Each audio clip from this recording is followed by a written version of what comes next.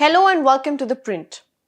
This year, the world of sports witnessed as much drama off the field as on it, and unfortunately, Indian cricket contributed a lot.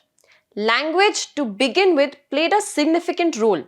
From Jasprit Bumrah referring to South Africa captain Temba Bavuma as bauna, to Harbhajan Singh's kaali taxi analogy for England pacer Jofra Archer, these slips of the tongue drew quite a fair bit of attention. Then add to it the Champions Trophy venue controversy where India refused to play in Pakistan and later during Asia Cup refused to shake hands. Both incidents dominated primetime news, television and social media debates for weeks. So here is a roundup of the top sports controversies of 2025. South Africa captain Temba Bavuma had to issue a clarification for head coach Shukri Conrad's controversial comment on wanting India to really grovel. The remark drew criticism from former players including Dale Steyn, who said that the word grovel carried uncomfortable historical baggage. It triggered memories of the 1976 England-West Indies series when English captain Tony Greig used the term before being crushed 5-0 by the West Indies. The incident gave the word a racist colonial connotation. Meanwhile, Bavuma, who led South Africa to a 2-0 series win, was also trolled by Jasprit Bumrah during the first match. During the match at Eden Gardens, Bumrah appealed for an LBW against Bavuma.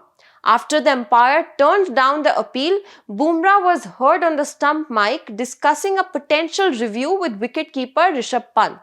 But the problem was the word he used. Bumrah said, "Bauna hi to hai," which translates to, "he is also a dwarf," referring to Bavuma's height as a reason the ball might hit his pads higher up.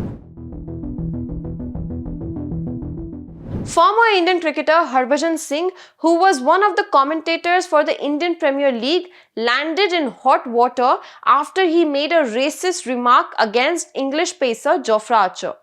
During the match between Sunrisers Hyderabad and Rajasthan Royals, Harbhajan Singh used a bizarre kaali taxi analogy when talking about Archer. Harbhajan Singh said, "London में काली taxi का metre तेज भागता है और यहाँ पे Archer साहब का metre भी तेज भाग रहा है." This translates to, like the meter of London's black taxis, Archer's meter also runs fast. These remarks by the former Indian cricketer, who has himself dealt with racism over the years, triggered a huge row on social media. Three-time Australian Open finalist Daniil Medvedev dramatically vented his frustration during his first round match of the US Open in January. He smashed his racket after missing a volley at the net against Thailand's Kesidit Simrej. The outburst escalated when he struck the net camera with his racket, breaking the equipment. Daniil dropped two of the first three sets. While he had praised the 23-year-old Simrej early on, the admiration soon gave way to irritation. In the final game of the third set, Daniil failed to put away a close-range volley, allowing Simrej to win the point with a cross-court forehand. After losing the third set 3-6, Daniil regrouped and raised his curiosity, cruising through the final two sets. He ultimately claimed a 6-2, 4-6, 3-6, 6-1 and 6-2 victory in 3 hours and 8 minutes. Daniil has had several emotional outbursts, especially during his earlier years, ranging from arguments with umpires to smashing rackets. And this incident was just a new addition. India refused to travel to host country Pakistan for the Champions Trophy due to political tensions and were given Dubai as their venue. The tournament's tangled schedule with teams flying in and out of Pakistan, while India stayed put in Dubai, has been controversial.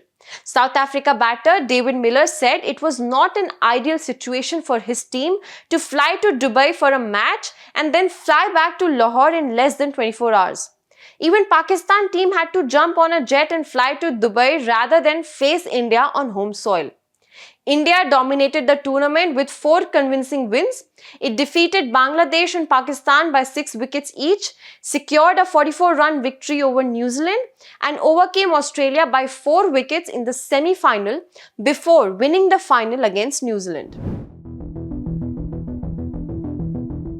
A major betting scandal was exposed in October. It had 3 key ingredients: underground poker games, mafias, and to everyone's shock, the National Basketball Association. FBI Director Kash Patel and US Attorney Joseph Nokela Jr. said that 34 people were charged in 2 separate illegal gambling schemes involving NBA personnel. The first gambling scheme involved 6 people using secret information about NBA players and teams to place insider bets. On the other hand, 31 people, including some former athletes, are accused of cheating in underground poker games. These games were run by mafia groups. NBA's Chauncey Billups and Terry Rozier are charged with money laundering and wire fraud conspiracy. Billups is accused of helping fix high-stakes poker games in several cities. Meanwhile, Rozier is accused of using confidential NBA information to create fraudulent bets. Another accused, Jones, is linked to both schemes. The next court date for the defendants is scheduled for March 4 next year. The Asia Cup 2025 turned into a battleground where politics and provocation repeatedly overshadowed the sport. The tension peaked when Indian captain Suryakumar Yadav declined to shake hands with Pakistan's Salman Ali Agha after the toss, and Team India entered the dressing room without shaking hands with its opponents. It prompted Pakistan to lodge a formal complaint. Meanwhile, Pakistan's Haris Rauf inflamed tempers with a 6-0 sign and a falling plane gesture aimed at Indian fans, while teammate Sahibzada Farhan's run-bat celebration added to the controversy. Both faced ICC disciplinary hearings, and adding to the fiasco, Suryakumar's post-match dedication of India's win to the victims of the Pahalgam terror attack triggered an ICC review for potential political messaging.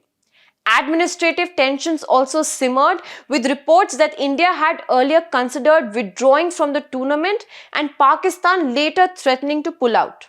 Though the ICC stood its ground, the standoff exposed how fragile the tournament's foundations have become. Thank you for watching and follow for more.